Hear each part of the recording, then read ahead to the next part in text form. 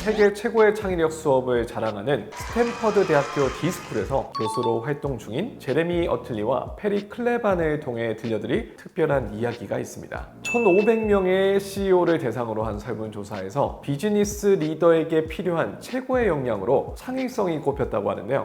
기업이 아무리 혁신적인 전략을 마련했다 하더라도 리더가 창의성을 발휘하지 못하면 새로운 아이디어와 제품을 개발할 수 없기 때문에 창의성은 리더가 꾸준히 개발해야 하는 역량 중 하나인데요.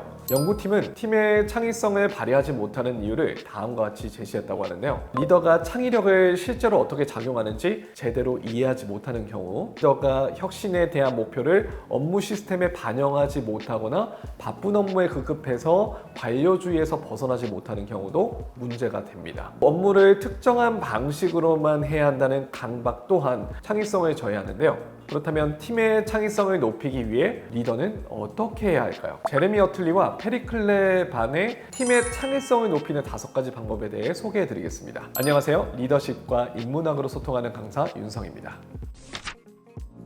첫 번째 방법은 많은 아이디어를 요청하는 겁니다. 최대한 많이 요청하는 것인데요. 구글 X의 CEO 아스트로 텔러는 팀에 다양한 아이디어를 요청하여 그중 가짜로 여겨진 아이디어가 실제로 가장 유용할 수 있다고 말합니다. 해당 문제 해결 방안 옵션 5가지를 가져오세요 라고 부탁을 하면 일부러 많은 아이디어를 낼 수 있도록 지시하는 방법이 효과적일 수 있다는 뜻인데요. 보통 이런 요청을 하면 해당 팀원이 가장 좋아하는 아이디어 1개를 제출하고요. 또 나머지 4개는 별 도움이 안 된다고 생각하는 아이디어를 가져온다고 해요. 그런데 그들이 깨닫지 못하는 게 하나 있는데 별 도움 안 되는 고민들 중 하나는 그들이 가장 좋아하는 아이디어만큼이나 좋은 경우가 의외로 많다는 것입니다. 두 번째는 실패하지 않는 것이 오히려 진짜 실패라는 겁니다. 실패를 두려워하지 말고 실패를 통해 배우며 성장하는 것을 장려해야 하죠. 실패를 권장하는 영역을 지정하면 팀이 더 대담하게 도전할 수 있습니다. 미쉐린 고객혁신연구소의 리더인 필립 바로드는 일하기 전에 성공에 대한 가능성을 평가해보면 성공 확률이 항상 높지는 않더라는 사실을 알았죠. 실패를 하는 경우가 오히려 많더라는 겁니다. 그래서 해당 팀에 실패 목표를 설정했다고 하죠. 우리가 기본 실패율 이상으로 실패하지 않는다면 충분히 광범위하게 문제 해결 방식을 탐색하고 있지 않다는 의미이기 때문입니다.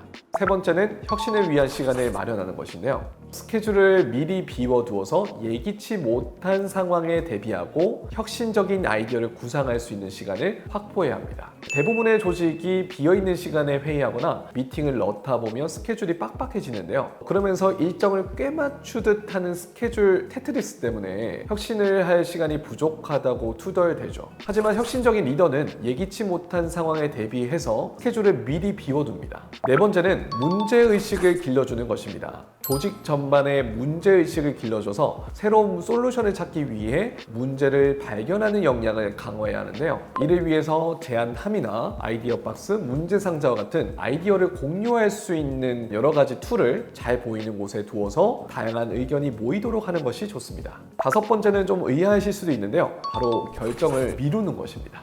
문제를 해결하지 않은 상태로 내버려 두면 자이가르닉 효과, 즉 성공한 일보다는 미완성이거나 실수가 있었던 일을 더 잘 기억하는 증상처럼 문제를 계속 고민하는 과정에서 창의적인 아이디어가 더 많이 떠오른다는 것이죠. 그래서 시간을 다투는 문제보다는 창의성이 무엇보다 중요한 문제에서 결정을 미루는 것이 오히려 효과적이라고 말씀드릴 수 있겠습니다.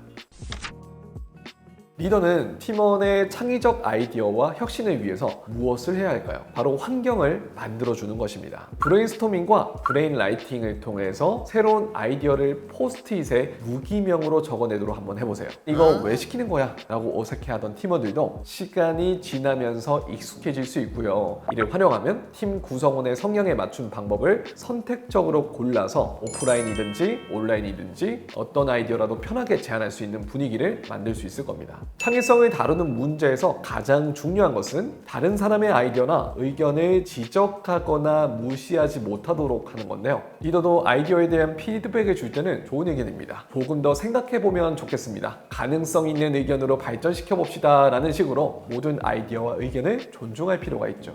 이번 내용이 여러분의 팀의 창의성에 긍정적인 영향을 줄 수 있는 효과적인 방법이 되길 바라면서 지금까지 리더십과 인문학으로 소통하는 강사 윤성이었습니다. 감사합니다.